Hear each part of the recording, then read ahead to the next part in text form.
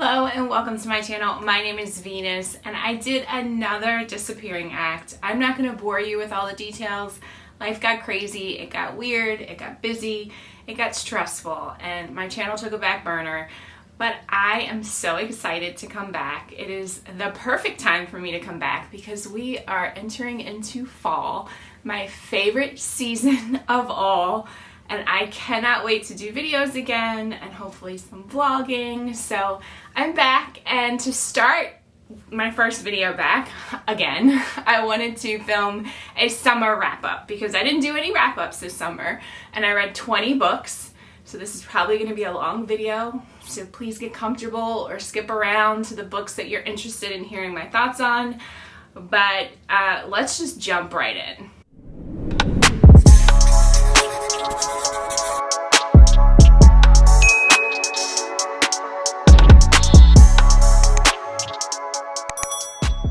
We're going to jump right in with the DNFs because of course I had DNFs, and then we're going to go from my least favorite to my most favorite. So far this year, I think I've read almost 60 books, and I've only had 2 5-star reads. There's been some rereads, so those of course are 5 stars, but as far as new books that I've read, I've only had 2, one of which was Mother Thing by Ainsley Hogarth that I've talked about a couple times already this year, and the second one you will have to stay tuned and find out because it definitely has made it into probably one of my favorite books of all time. So let's get in to the DNFs. First DNF is Flawless by Elsie Silver. This is a romance book. I am not having a good time with romance books that I'm picking so far this year. I feel like most of the books that I have DNF'd have been romance.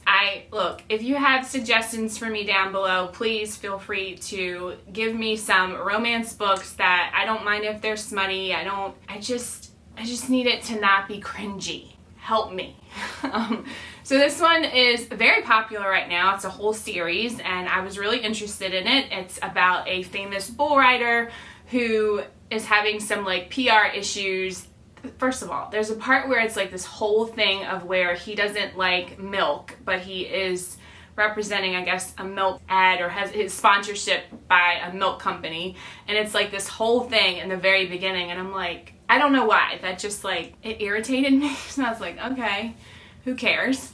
And then I think he ends up like beating up a camera person or something. So that makes sense. So his PR, I think it's his publicist or PR person, has hired his daughter, PR's daughter, to come and like basically babysit him in his own home to make sure he is like on the straight and narrow, I'm assuming. I didn't get very far into it. It was just something about, I don't know what it was. I don't know if it was the characters or the writing or just the premise, but I couldn't do it, so DNF. Next up is, of course, unfortunately, a book that I actually purchased, and that is Love Theoretically by Ali Hazelwood. I actually really like this author. I really enjoyed Love Hypothesis and all of her short novellas, but this one, I just didn't like it.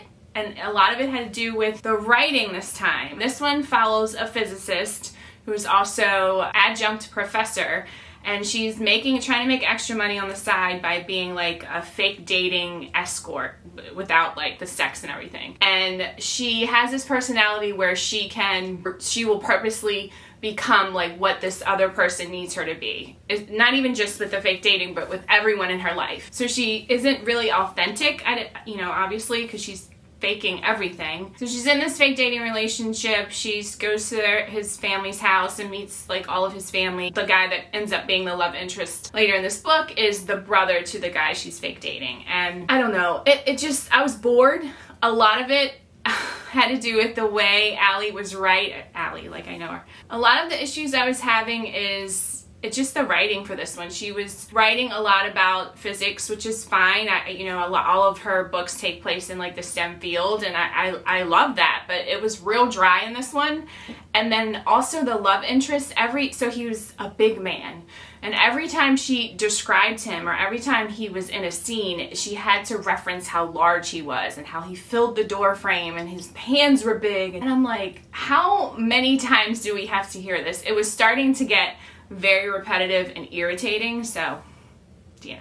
Another book that I purchased that I DNF'd is The 5-Star Weekend by Ellen Hildebrand. I usually really like her books. I eat them up in the summer. They take place in Nantucket. They're family drama with some romance sprinkled in. And they're usually really quick and fun reads, but I found this one kind of depressing. The main character is a widow from the very beginning of this book, and she decides to do this like 5-star weekend thing where she gathers, I think it's like 4 women from different time periods of her life, like childhood, I guess teens, I don't know, college, and then adulthood.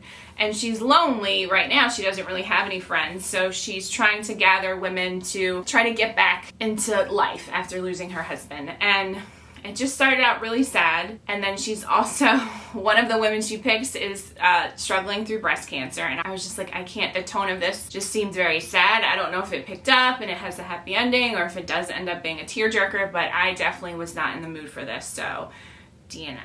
So this last book that I DNF'd was definitely not the book, but the content that was making me like cringe, and not in like a, oh that's cringy, no, but like physically cringe, because it's a horror and the content was freaking me out. So it is Queen of Teeth by Haley Piper. This was Christina Brown's, one of my favorite channels. This was her first book for her new book club, and I was so excited to read it, and I couldn't get through it. But let me explain why. The writing itself, I loved. I loved the writing. I was really enjoying it. It was snarky. The main character was funny. And just the storytelling, it almost had like a sci-fi feeling to it. Just the way that it talks about, so this woman, did some kind of like genetic testing on her and a bunch of other people when they were in the womb in this world, or in this time period. I don't know if it's future. I can't remember. But they do this kind of genetic testing, and they follow all of these people throughout their life. And for her, I can't remember the main character's name, but she ends up having like a one-night stand with this woman. And when she's leaving, she realizes that her vagina has grown teeth. And so I'm like, okay, that's interesting. And then I knew the premise of the book going in, so I thought I would be fine with it. But the more that they described what was happening with her and how it was growing tentacles and starting to have a mind of its own, and then there was getting ready to be, so what was like the deal breaker for me? It was getting ready to be a sex scene, or I think it was getting ready to be, and I was like, I don't know how this is about to play out, but I was like crossing my legs. I'm like, oh, I can't. So I had to DNF it. I have no idea how it ends. I didn't even get to watch the live stream that Christina did, but everybody was giving this like 5 stars. So I can see where it would be a 5-star because the writing was really engaging. I mean, from page 1, it's a short book, but from page 1 I was interested, but I physically couldn't handle it. So I DNF'd it, but I do want to try some of her other books. I think one of them is like Benny Rose the Cannibal. I'm going to try to read that this fall because I think that actually centers around Halloween and in the 80s. It's like a slasher, so if it's the same author, it's the same author. So I feel like I would really enjoy that book, but for this one, it's a no. So let's get into the books that I did finish, starting with my least favorite, and that is The Scourge Between Stars by Ness Brown. This is a short novella book. It was like about 165 pages, and it was being compared to Alien, which is one of my favorite movies of all time. So I was like, oh, I need to read this. This sounds fantastic. And I did not like it at all. 2 stars. I did not like the writing. I didn't like the story. It was very slow and boring to me. I mean, it's 165 pages. I feel like it needs to jump off and make you feel invested in the characters, but it spends a lot of time, you know, it's a sci-fi, so we're in a spaceship. I guess the author's describing like, you know, where they are, what they're doing, and I was so bored because of the way that it was written. I mostly just really couldn't jive with the main character, who, you know, if she's supposed to be like a Ripley type character, I was not getting that from her at all. She was mostly, I don't know what it was something about her personality. It was very irritating, and I don't know. I could not deal with this. And another thing about the writing is, so the main character has braids. I am fine with authors describing what characters look like so you can get a picture in your head. So the first 2 times I'm like, okay, this woman has braids. It's great. It's wonderful. After the 3rd or 4th time, I'm like, are these braids magical? Is she going to end up like choking someone with them? Why is this constantly being brought up? And then By the 10th and 11th time, this is a short book. Like, why are we talking about this woman's hair this many times? And that's petty, I know. I'm sure a lot of people love this short novella, but God, I could not deal with it. I'm shocked that I finished it, mostly because it was an audiobook that I listened to in like 45 minutes. And I was like, no. 2 stars. My next least favorite book was In Nightfall by Suzanne Young. This was a young adult book that I was so excited to read. The cover is so cool, and the premise is also another cool premise, comparing it to The Lost Boys, but a female version, and it was not good at all. I was so uninterested in it. The vampires, girl vampires, supposed to be like mean girls, but vampires, and it, oh gosh, it was so bad. How did I even make it through this book? Maybe it was an audiobook, I can't even remember, but I mean, I did finish it. There were parts of it that were okay, and mostly because the grandmother that's in this book, so it's a brother and sister who go with their father to his hometown. Of course, this hometown has vampires, and he's living with they're staying with his mother. She's kind of like grandpa version of the character in Lost Boys, and she was funny. I enjoyed her character. But outside of that, the 2 main characters that we're following, the brother and sister, they just do really dumb stuff. It's just so obvious. I don't know. It wasn't a good book. It didn't go the way I wanted it to. Maybe it's the writing, but God, I finished it, and I don't even know how, but 2 stars. Next up is Dead of Winter by Darcy Coates. This was an arc. I was really excited to be able to read this, and I think this is going to be my last Darcy Coates book because I don't know if it's the writing style. Usually with her books, it's like very slow burn, and then some like craziness happens, and then it's slow burn again. And overall, it's enjoyable. So that's why I've kind of kept. Sorry, I feel a hair on me. Overall, that's why I kept reading her books and requesting them as arcs. And this one, I can see if you are a Darcy Coates fan where you will absolutely love this book. It's very atmospheric. It takes place in the winter. She does a wonderful job of really making you feel like you are secluded in this area with these characters. Problem is, I didn't like any of the characters, and it was very obvious who the killer was, so people start getting like killed off very quickly. This group of travelers get stranded on this bus, and they have to like try to like get to some shelter, and it's so obvious from the very beginning who the killer is. And the whole time I'm reading it, I'm like, no, she's gonna do a twist, it's gonna be something, and no, it wasn't. I gave this 3 stars, so it wasn't terrible. The way that she wove the characters together at the end, how that like wrapped up, I thought that was really good. It was boring the way like each character was getting kind of picked off, and it was getting repetitive, and I didn't like any of the characters, not even the main character. Yeah, I think this might be my last Darcy Coates book, which is sad because I know she's a very loved. This was like thriller, horror-ish, and mostly more thriller to me. I think it's my last one. I'm sorry, Darcy Coates fans. Next up is Piñata by Leopoldo Gout, or Gout, sorry, not sure which one it is, but this is a possession horror story. It was okay. I overall enjoyed it, but the pacing was just very uneven. Most of it takes place in Mexico, and then parts of it takes place in the United States, but you get a lot of the Mexican culture, which I absolutely loved. I learned a lot of different things, especially about piñatas in themselves. The way that it started, the prologue was fantastic. It was so good. It sucks you in. It was gory, and then it was like a historical snapshot, the prologue. We jumped to present time, where Carmen, who is the main character, and her 2 daughters, they are living in Mexico for a short time while Carmen is working on a historical building because she is an architect. I think she's an architect or something in that field. Some weird and crazy stuff starts happening in this building. The locals are very against her being there, and so that's an interesting dynamic. And then when the creepy stuff starts happening, they end up, back in the United States, and it continues there. Actually, now that I'm retelling this, it was pretty good. It was a really good story in itself, the possession story.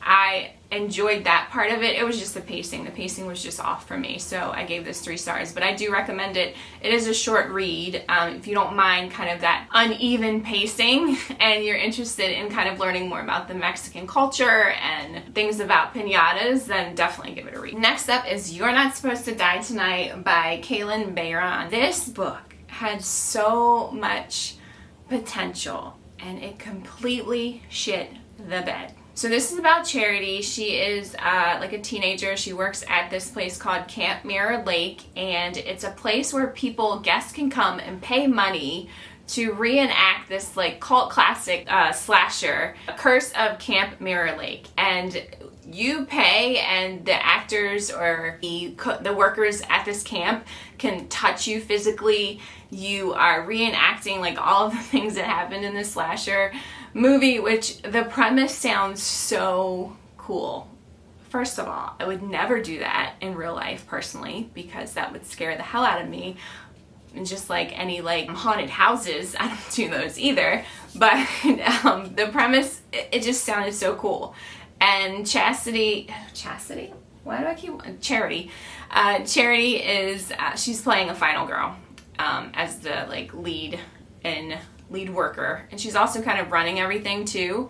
And so while they're getting ready to kind of close for the weekend and do their last like group big paid thing, she notices some of her coworkers have disappeared, or I think it's one or two of them have disappeared, and she just assumes that they've decided they don't want to work and they've gone home. And so creepy stuff starts happening.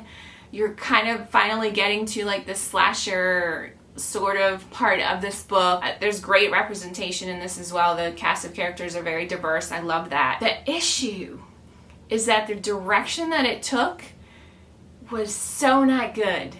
Oh, it was so not good. I was so let down. I was so frustrated. The premise of this book is fantastic, but the delivery was not good.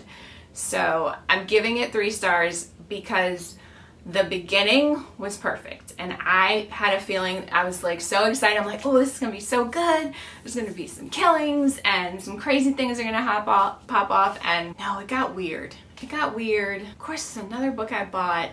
Probably unhaul it, but yeah, 3 stars. Next up is Prom Mom by Laura Lippman. She is a local author. I live in Maryland, and she is a very famous local author here. This is my first book reading by her. I was very excited to read something that takes place in and around Baltimore, and it was okay. So it was a thriller. It's about a main character. Her name is Amber, and when she is, I think she's a senior in high school, she goes to a prom with this guy who is kind of a jerk, but she goes to a prom with him because she's like obsessed with him, and she somehow got him to take her to the prom, and she ends up delivering a baby and it dies, and so she is accused of killing her baby at prom. So this becomes like a huge thing for tabloids, and so I don't think she gets convicted. They don't really talk. They don't spend a lot of time in that time period, and then it jumps to the future where she has left Maryland. She's created a life for herself. I think she's an artist. I can't remember. I'm pretty sure she's an artist, or opens an art gallery or works at an art gallery, something like that. And she decides to come back to Maryland. And of course she runs into her little ex prom date, and then it kind of goes from there. It does take place during COVID, so there are parts of like the whole quarantine situation, which it was done okay. It wasn't like weird. So overall, I mean, I enjoyed this book. I thought it was a pretty good thriller. The ending just kind of dragged on. It wasn't, really shocking, the ending, so I think I gave this one 3 stars too. Next up is Summer on the Bluffs, and this is by Sunny Hostin, and this was actually recommended to me by one of my subscribers, so thank you, because I actually really did enjoy this book. It was like perfect summer read with some family drama and a little bit of romance, and I really enjoyed it. It is about a woman named, they call her Amma, I believe, a very wealthy woman, black woman named Amma, and she owns a beach house in a place called Oak Bluffs? She owns a beach house in a place called Oak Bluffs, which is kind of near Martha's Vineyard, and a lot of like wealthy black entertainers and artists and lawyers and actors, and they all come and, you know, spend their summers here. Alma has 3 goddaughters that she pretty much helped raise, and they're not related, blood related at all, and each one of them are different. They don't know each other until Alma takes them in, and you get to kind of see how they grew up, what made Alma choose them, and then what happens as they're becoming adults. And then Alma decides that she is going to choose one of them to give her beach house to. And the story kind of unfolds from there, and it interweaves, you know, drama and relationships. And it was good. I had a really good time with it. There's a sequel that I'm going to save until next summer, but I gave this one a 3.5. Next up, of course, I read Fourth Wing by Rebecca Yarros, just like everybody else, I feel like. Yeah, I devoured it. Is it like amazing and great writing and fantastic? No, not really. There's definitely some flaws. There's a lot of cringy dialogue. There's a lot of cringy characters and moments. The world building is not the greatest, but you get sucked in. I know I did. And I'm very much looking forward to the next book. I'm not going to spend a lot of time on this. I feel like everybody already knows what this is about. So there's dragons in it. There's like a dragon training or school to become a dragon trainer. And there's some, you know, a little bit of politics in there. And of course, romance. The main issue, I mean, there's plenty of issues. The main issue that I had with the ending of this is the 2, like, love interests. Of course, there's a conflict, and I feel like it dragged out, and it seems like it's going to drag out into the second book. And if it's not resolved pretty quickly, because I think the conflict itself is pretty lame, I'm going to be irritated, and I might not continue with the series if it's not resolved right away, because if it's dragged out, oh god, I can't. So we'll see, but I did enjoy this. I get it, you know, but definitely not like a new all-time favorite or anything. So, but yeah, I did read Fourth Wing. Oh, and I gave that 3.5 stars. Next up, I read my very first manga book during Summerween this year, and that was Shiver by Junji Ito. And I loved it. It was fun. I mean, once I got used to trying to figure out what direction to read it in, that was a whole situation. But I enjoyed it. Some of the stories, so this is a horror collection of short stories and manga, and some of them were, you know, much better than others, but overall, some of them really creeped me out. They were pretty, like, graphic and gave you kind of, like, the willies, so I had a great time with it. I'm glad I finally read my first manga. I've got a bunch of like graphic novels on my Fall TBR, so I'm excited to kind of dive into that section of reading that I never really have before. So thank you, Summerween, for putting that as one of the prompts, because I probably would have never picked up a manga book or a graphic novel without it. So I think I gave this one 3.5 stars. Another book I read for Summerween was A Flicker in the Dark by Stacy Willingham. This is my first read by this author. This is a thriller, and I had a great time. Very fast-paced. I mean, I will say it's a cookie-cutter thriller. You can probably guess. I guessed a lot of it, but that's okay, as long as you can keep me engaged. So this one is about Chloe, and her father was convicted of killing a bunch of girls, small girls in their town I think in Louisiana. And when Chloe was younger, and 20 years later, she is living and working in Baton Rouge, and another little girl goes missing. And so Chloe starts seeing similarities to what happened to these little girls when her father was accused of killing, basically being a serial killer. She sees a lot of parallels to it, but her father is in prison, so she's wondering who is this person doing the killings, and she goes on kind of a little hunt of her own trying to figure out who the killer is, and it's very interesting. I really, really enjoyed this book. I will definitely read another book by this author. I actually think I have it from Book of the Month, whatever her next one was. Yeah, I recommend it. I think I gave this one 3.5 too. Yeah, so I gave this one 3.5 stars also. Next up is Only One Left by Riley Sager, my auto-buy author, and I was a little disappointed with this one. This one I gave 3.5 stars. Okay, so let's talk about what it's about. So this is about Kit, who is like a home health aide. It takes place in the 80s. The 80s vibes are very minimal. There's only like a couple things that are mentioned that makes you feel like it takes place in the 80s, but it takes place in the 80s. It's a home health aide. She is going to stay with Leonora on this house on the cliff, and Leonora has been accused of killing basically her entire family many years ago, and now she's in a wheelchair. She can't talk. She just sits and stares out of the window.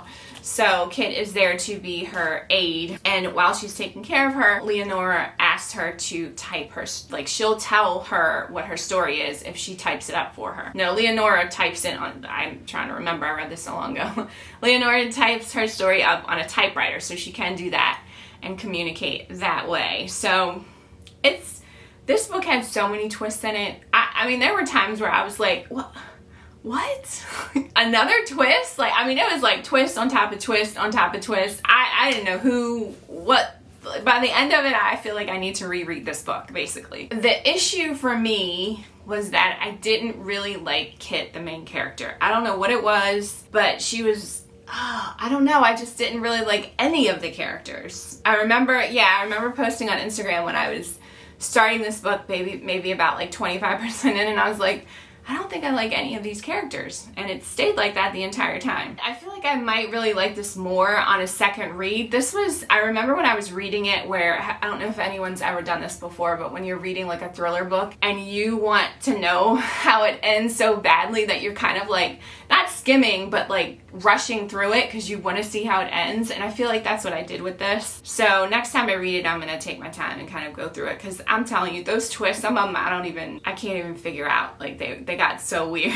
And then also this house that's on the cliff, it literally is leaning. So Riley Sager would describe, like, when people were like walking up the hallway, you're like leaning as you're walking because the house is literally getting ready to fall into the ocean. And I'm like, I would not be working there, but Kit needed it. She needed a job. So yeah, I love Riley Sager. This one is not a new favorite though. 3.5 for me. This is probably right above. So my favorite is House Across the Lake, which is not most people's favorite Riley Sager book, but House Across the Lake, Lock Every Door, sorry, I'm looking at my bookshelf. Home Before Dark, Last Time I Lied, this one, and then Survive the Night. All of which I've given at least 3 stars. I enjoy all of them, but if I had to rank them, this would be kind of more on the bottom for now. So we'll see when I reread it. Next up is From a Buick 8 by Stephen King. This is a reread for me. I read this many years ago when it first came out. I think it was like late 90s, early 2000s. Actually, let me see. 2002. I read this right kind of when it came out, and I loved it. This was one of my first Stephen King books. I kind of started with like his newer books, so this one and Dreamcatcher, both of which I very much love, and most people can't stand when you compare it to all of his other books. But so I was interested to see how I would feel on reread, and I still love this. It's weird and it's a very slow, because you are really getting to know these characters, which is in Stephen King's books a good thing, because he's so good at developing characters. So in this, we are following this young man who has lost his father to a drunk driver, and his father was a police officer at this police station in Pennsylvania, and so he decides he wants to hang out at this police station just to get a feel of where his dad worked, you know, the people that he worked with and his personality. So he starts hanging out there a lot. I think he's maybe like a junior or a senior, and he starts kind of like helping out with dispatch. So they're training him to do dispatch, and while he's there, he starts to get to know his dad more with the stories that they are telling about him.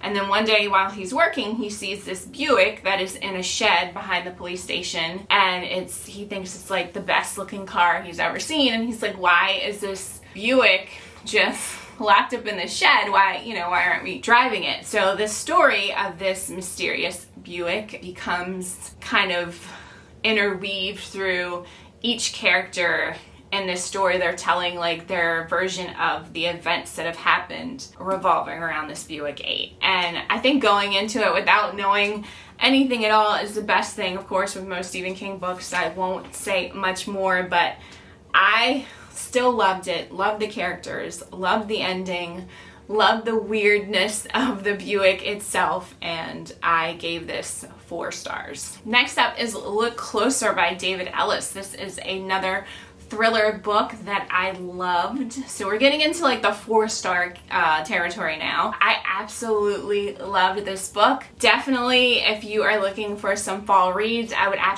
thriller reads, I would definitely put this on your list if you haven't read it. It takes place, so the killing itself in this book takes place on Halloween. You open up with this man in a mask.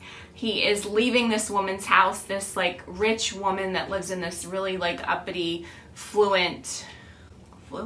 Is that the right word? That's not the right word. Whatever that word is, that is completely affluent neighborhood, and she is hanging by a rafter. So someone has killed her, and this masked man is leaving the house, and that is kind of where we start off. And then we get to meet this couple who's just like this everyday couple, but they both have like their own little secrets going on, and somehow they are possibly connected into this woman's murder. And another thriller I don't want to go into much detail about, but pacing was fantastic. Twists didn't see coming. Loved everything about this book. I gave it 4 stars. I don't remember why I only gave it 4 stars. Oh, was it the very ending? I think it was the very ending that kind of fell off a little bit for me on this one, but overall I had a great time with this. This was like perfect kind of thriller that I really enjoyed. And like I said, the main murder takes place, or the main murder. Is it the only murder? I think it's the only murder. I can't remember. But it takes place on Halloween, and you kind of go backwards to see how you get there, and it was so good. So highly recommend Look Closer by David Ellis. Next up is All the Sinners Bleed by S.A. Cosby, and I absolutely loved this book. I gave this one 4 stars. It is not as good to me as Razorblade Tears. That book, top tier, 5-star, one of my favorite books of all time, because it's just so fast-paced, very cinematic in the storytelling. This one is a little bit more slower, still really, really good. And this one is about Titus, who is the first black sheriff in this very small Virginia town. Immediately, you know, there's going to be some like racist kind of themes throughout this book. So in this book, a teenager goes back to kill, so a killing happens at a school. He kills one of the well-loved teachers at the school. It's a black teenager. He goes back to the school and kills a white, well-loved teacher. And then as he is coming out of the building, he is shot by Titus's white deputy. So you see like white deputy shoots black kid shoots white teacher. It's a whole thing in this community. So not only is Titus trying to deal with the repercussions of all of that, he finds out that the reason why this young black teenager killed this teacher is because there's some underlying deep, dark secrets in this town. It's very disturbing. I would definitely look up trigger warnings. Essentially, there is a serial killer who is just doing horrible things. Titus has to try to uncover all of this and then try to keep the town from killing each other on top of that. So this was a great book. Titus himself, the main character, has so many layers that I love the way S.A. Cosby just kind of describes like all of his emotions, the things he's going with, how he's dealing with all of these different situations on top of dealing with his own personal like romantic relationship he's got going on, and then a relationship with his father, and then his brother that he doesn't really get along with. So it's a lot of different storylines pulling at Titus, and then on top of that he's got this group of people that want to basically have like this Ku Klux Klan meeting fall festival in the town on top of all of the things that are going on as well. So he's dealing with that too. It was a great read. I loved it so much. 4 stars. Like I said, it just didn't quite live up to Razorblade Tears, but I have that on such a high pedestal. It's going to be hard for one of his books to beat that, but I believe he can. So I definitely recommend this. Great read. Next up is The Nothing Man by Catherine Ryan Howard. This is another thriller that I loved.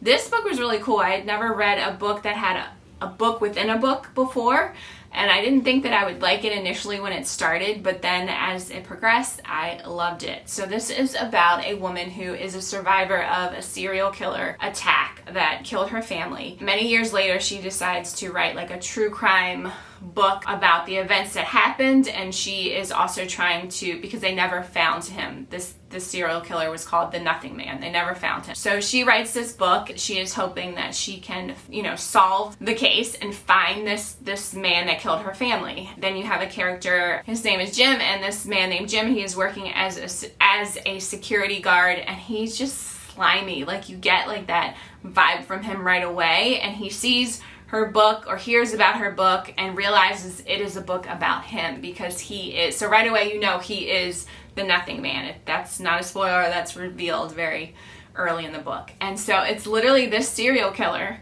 reading a book about him by one of his victims that got free. So he's determined to like try to get to this author to prevent her from discovering who he is, and it kind of goes from there. And the way that it's written is so cool. I loved it so much. It was great. I mean, there's parts of it that were kind of predictable. The ending was a tiny bit corny, a little bit. So not a perfect read for me, but very, very fast-paced. Loved it. I was sucked in. I think I read this over like 48 hours, and I also gave this 4 stars.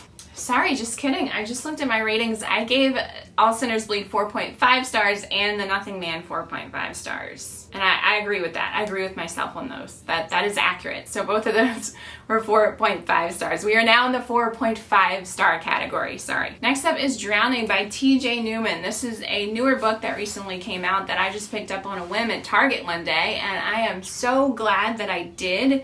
This was fantastic. This is also very, very fast-paced. You'll see the trend here. These are the books that I needed to read this summer to really relax my mind. I needed fast-paced reads. I didn't read, I don't think, very, very, very few fantasy this summer, because I just couldn't wrap my brain around world building and 8,000 characters. Like, I just couldn't do it this summer. So this is another thriller, and I love this book. The author of this book is a flight attendant, and you can really see how that benefits in her storytelling, because the inside of this plane and the things that happen are very well described.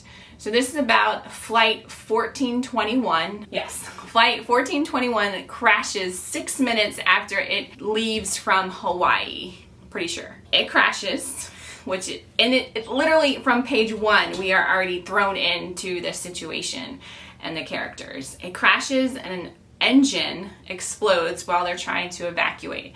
So you have some characters that want to go ahead and evacuate onto this flaming water, and then some characters that have decided to stay in the plane, which is slowly sinking and taking on water. So now there's like 2 situations going on, and the main character is this father and his daughter. It surrounds mostly their backstory, but then you also meet, I think there's 12 passengers in the plane once it is submerged underwater, and it is so good. It pulls at your heartstrings. You really get to know, even though it's so fast, each character really has a clear personality. Like, I could see each and every one of them in my head, some of which were much more annoying than others, and it was a fun ride. Definitely 4.5. Highly recommend this if you like thrillers. I don't like flying, so this probably isn't the best book for someone who doesn't like flying to read, but overall this was, yeah, fantastic. Next up is In the Company of Witches by Auralee Wallace. This is another perfect read for fall. It is a cozy mystery with paranormal, obviously, because they're witches in it, and it takes place in a town in New England, I think Connecticut, at a bed and breakfast owned by 3 witches. And the vibes in this are so fall. So if you need another book to read for fall, definitely add this if you like cozy mysteries. I had such a great time reading this. I kind of just like took my time with it. I think it took me about a week to get through, because I was just loving all of the fall descriptions and the witchy vibes that was happening. 3 witches that own a bed and breakfast. So there's 4. One of the witches it's a male witch, an uncle. So is he a warlock? I don't know. But he lives in the attic. You don't see too much of him, but when he comes out, he is pretty entertaining. The main character, I'm sorry, I can't remember her name, and then her two aunts. And each of them specializes in like different, one of them is a kitchen witch. Oh God, not a kitchen witch. That's a Renaissance festival. A kitchen witch where she can do like spooky spells with like food and stuff like that, things in the kitchen. And then her other aunt, who is unhinged but hilarious, she is a garden witch and she can do stuff with like things in the garden. And then the main character, I think her name is Brienne. I'm sorry, I can't remember. I don't even have the book. It was a library book. She is, she can see ghosts. She can talk to ghosts like as they pass on and kind of figure out what may have happened. And her husband recently died, so she's decided she doesn't want to practice witchcraft anymore. She doesn't want anything to do with it because the power that she has doesn't allow her to hear what her husband's last words would have been. That's a little sad, but I promise you it has all the fall vibes and family and this town of characters, and there's a second book too that I look forward to reading, and I had a blast reading this book, and I definitely recommend it for your fall TBR, and I gave this one a 4.5 stars as well. Next book is None of This Is True by Lisa Jewell. This is my first Lisa Jewell book. This was an ARC that I received, and I loved it so much. This book was wild. It's another thriller, and it is about these two women who are born on the same day. They're birthday twins. I think they're also born in the same hospital. But one of them is a true crime podcaster, and the other one is like just your typical housewife with two kids, husband, works as a seamstress, and just like kind of she just feels like she has this really dull life. And they end up crossing paths on their birthday in this like local pub, this fancy little local pub, and they run into each other in the bathroom. They have a quick exchange. Oh yay, we're birthday twins, you know, it's a whole thing. And then they run into each other again while I think her name is Alex, the true crime podcaster, is dropping her kids off at school. Josie is a housewife, and she has been listening to Alex's podcast, kind of obsessing over them. And her podcasts revolve around women that have overcome things and become like very like affluent. Oh, there's that word again. Why I like never say that word. All of a sudden, I want to say it twice. Hopefully I'm using it right. These women that transform their lives and become like very, very successful. Jeez. They become very successful women, and Josie feels like she can do that with her life. So she propositions Alex to follow her and watch her transform her little life that she has and becomes this like, you know, successful transformation from a housewife to what she thinks she can become. And Alex agrees. While she is kind of getting to know Josie, you realize, is unhinged. Something is definitely going on in her life, and that's all I'm gonna say. And this book was so good. I loved it so much. I'm gonna say 4.75, which is a little me being a little nitpicky. There were some things in it, especially at the end, where I was like, what? Okay. But overall, this book was fantastic. There are twists in it that I didn't see coming. Josie's character, watching her kind of transition into you're learning who she really is very unsettling. And that's how I felt like the whole time I was reading it. I was like, this woman is crazy. And ooh, I mean, it makes you a little uncomfortable. I love this book. Probably, you know, definitely one of my favorite thrillers that I've read in a really long time. So it's new, it just came out, so I definitely recommend it. I loved it. Next up is a reread. I finally finished A Clash of Kings, and it's 5 stars. Of course, it's 5 stars. I absolutely loved this series. This is one of the only fantasy books I've really read so far this year, and it's a reread, but I still loved every single second of it. The Hound and Sansa in this book, their interactions with each other, I look forward to reading every single time I reread this book, and still makes me smile just thinking about it. So 5 stars. I'm not going to really talk too much about this. We all know what Game of Thrones is, so 5-star reread. And my last book, my favorite book of the summer and one of my favorite reads of this year so far is The Wishing Game by Meg Shaffer.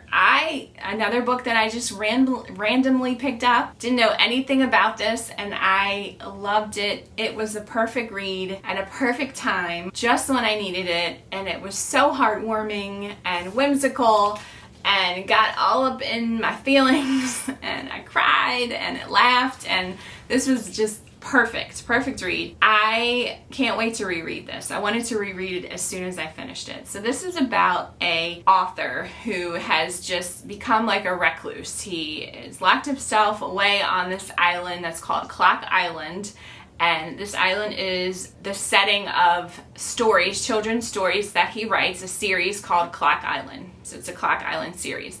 And he lives on the real Clock Island. He stopped writing for many years. His illustrator also lives on the island with him, and they've got like this father-son relationship. And the illustrator, I think his name is Hugo, is ready to leave because, you know, he can't watch Jack as the author. He can't watch him just be so sad all the time, so he's worried about him. And then you have Chloe, who is a young woman, I think in her like late 20s, who is a kindergarten teacher assistant, and she's working at this school, and one of her students, Christopher, she absolutely adores him. He is a foster child, and she very much wants to adopt him. So they constantly talk about their plans of what it's going to be like when she gets to adopt him, but she doesn't make any money basically, and she can't afford to adopt him. So she's trying to like work all these hours and save up money to adopt him, but she's slowly losing hope. And then Jack, the author, announces that he has written a new book, and he has developed like this challenge where he's going to gather some people together that have loved his book in the past. They're all adults, and come to his island and kind of play against each other to get the one copy of this book that could potentially, of course, make millions. If you won this book, you could either choose to read it yourself and keep it, or read it yourself and sell it to, you know, a publishing house so they can make money off it and you can get money. So Chloe feels like this is a perfect opportunity. She gets picked because you'll learn like why Jack picked each person that he brings onto the island to play in this game. It is an ode to Charlie and the Chocolate Factory, and I got those vibes so much throughout reading this book. It is so good.